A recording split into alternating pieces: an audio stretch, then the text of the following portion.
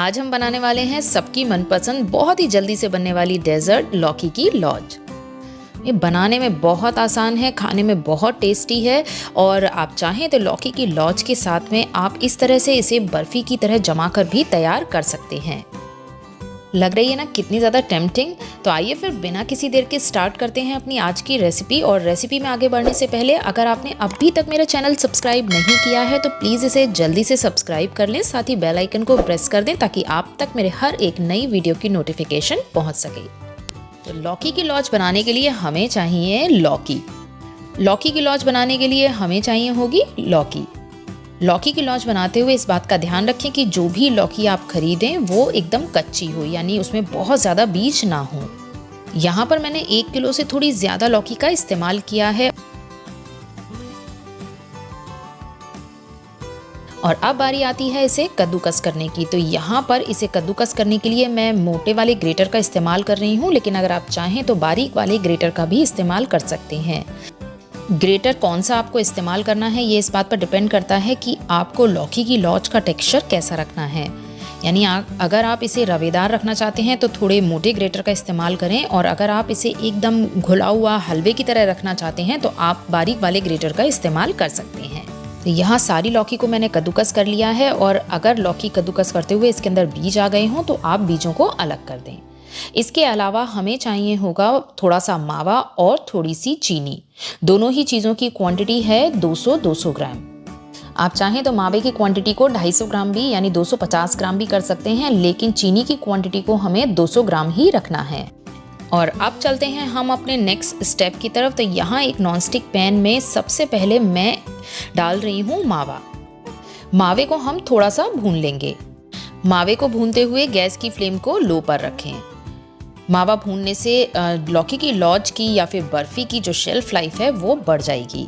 तो यहाँ पर मैं आपको बताती हूँ एक बहुत ही बढ़िया सी ट्रिक। यहाँ जो चीनी हमने इसके लॉज के लिए नाप के रखी है उसी में से लगभग 2 टेबल स्पून चीनी मैंने मावे के अंदर ऐड कर दी है। चीनी डालकर जब आप मावा भूनते हैं तो इसका एक फ़ायदा होता है कि जब आप इस मावे को लॉज के अंदर ऐड करेंगे तो ये मावा एकदम से मिक्स नहीं होगा, यानी आपको थोड़ा थोड़ा अलग अलग दिखाई देगा। तो यानी अगर आपको लॉज में इस तरीके से मावे का टेक्सचर पसंद है तो आप चीनी के साथ इसे भून सकते हैं, और अगर आपको लगता है कि मावा आपका एकदम लॉज में मिला हुआ होना चाहिए, मिक्स होना चाहिए, तो आप चाहें तो चीनी के बिना भी मावे को भून सकते हैं। मावे को भूनते हुए इसे लगातार चलाते रहें, साथ ही गैस की फ्लेम को लो पर ही रखें। तो यहाँ पर मावे को मैंने लगभग 3 से 4 मिनट तक अच्छे से भून लिया है, और अब मैं इसे पैन से बाहर निकाल रही हूँ। गैस की फ्लेम को लो पर रखें और अब हम पैन में डालेंगे कद्दूकस की हुई लौकी। अगर आप लॉज को खिला खिला बनाना चाहते हैं तो फैले हुए बर्तन का इस्तेमाल करें। पैन में लौकी फैला लेने के बाद में हम इसके ऊपर डालेंगे चीनी। तो ये 200 ग्राम चीनी है, जिसमें से मैंने 2 टेबल स्पून चीनी मावा भूनते हुए यूज़ कर ली थी। तो मैं लॉज को एकदम खिला खिला रखना चाहती हूँ, इसलिए मैं यहाँ पर कांटे की हेल्प से चीनी और लौकी को थोड़ा थोड़ा मिक्स कर रही हूँ। 5 से 6 मिनट के अंदर ये चीनी पिघल जाएगी। तो यहाँ पर आप देख सकते हैं कि चीनी पिघल चुकी है, और ये देखिए लौकी में से भी पानी अलग होने लगा है। इस पॉइंट पर फिर से हम हल्के हाथ से लौकी को पलटते हुए अच्छे से मिक्स कर लेंगे। देखिए आप चाहें तो लौकी की लॉज को इसी तरह से भी रख सकते हैं, लेकिन मैं इसे थोड़ा सा कलरफुल बनाने के लिए इसके अंदर खाने वाला ग्रीन कलर ऐड कर रही हूँ। लेकिन कलर ऐड करना टोटली ऑप्शनल है, आप चाहें तो इसे स्किप भी कर सकते हैं। तो यहाँ पर अगर आप कलर ऐड करना चाहते हैं तो इसी पॉइंट पर हमें इसके अंदर कलर ऐड करना होगा। कलर को आप पानी में डिज़ोल्व करके फिर इसके अंदर ऐड करें, और बहुत थोड़ा थोड़ा करके ऐड करें, क्योंकि ऐसा ना हो कि लौकी की लॉज बहुत ज़्यादा गहरे हरे रंग की हो जाए।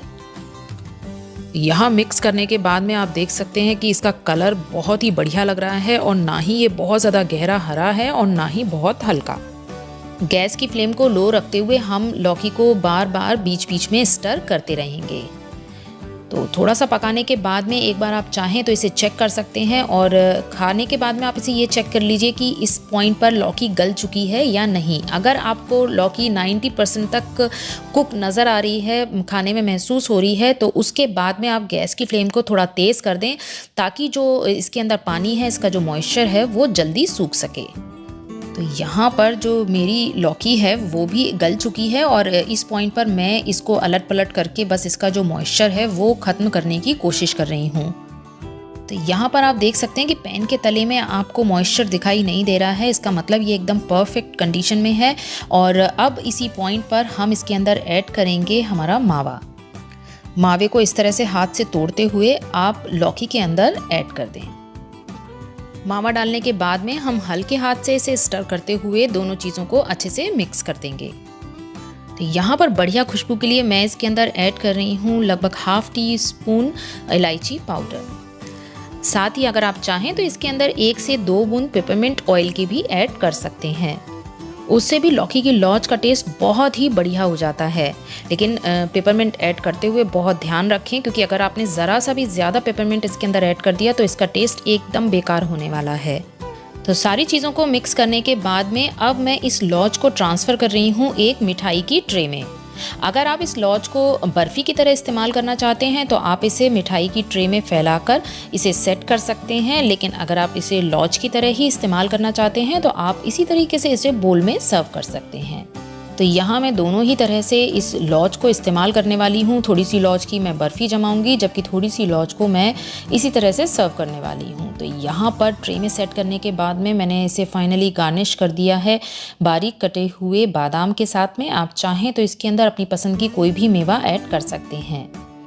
तो ट्रे में बर्फ़ी को सेट करने के बाद में हम 1 घंटे के लिए इसे फ्रिज में रख देंगे ताकि ये अच्छे से सेट हो सके, और आप चाहें तो इसके ऊपर चांदी का वर्क भी लगा सकते हैं। तो ये गई अब ट्रे फ्रिज के अंदर, और थोड़ी सी लौज को मैंने बोल में अलग से रखा हुआ है। लौकी की लौज और लौकी की लौज की बर्फ़ी को हम किस तरह से सर्व करने वाले हैं वो मैं अभी आपको आगे दिखाती हूँ। तो यहाँ लगभग 1 घंटे फ्रिज में रखने के बाद में ये बर्फ़ी अच्छे से सेट हो चुकी है। साइड्स हम इसके अलग कर देंगे और साथ ही इसे अपने पसंद के साइज़ के पीसेस में इसे कट कर लेंगे। और यहाँ पर आप देख सकते हैं कि ये बर्फ़ी कितनी बढ़िया सेट हुई है। लौकी की लौज हो या लौकी की बर्फ़ी हो, इसे सर्व करने से पहले इसके ऊपर आप रोज़ पेटल्स ऐड कर सकते हैं, जिससे ये देखने में बहुत ही ज़्यादा सुंदर लगने वाली है और बहुत ही ज़्यादा टेम्पटिंग लगने वाली है। तो आज की इस रेसिपी को आप ज़रूर ट्राई करें और अपना फीडबैक मेरे साथ शेयर करना ना भूलें। फिर मिलती हूँ एक नई रेसिपी के साथ। Till then take care and keep watching binge cravings.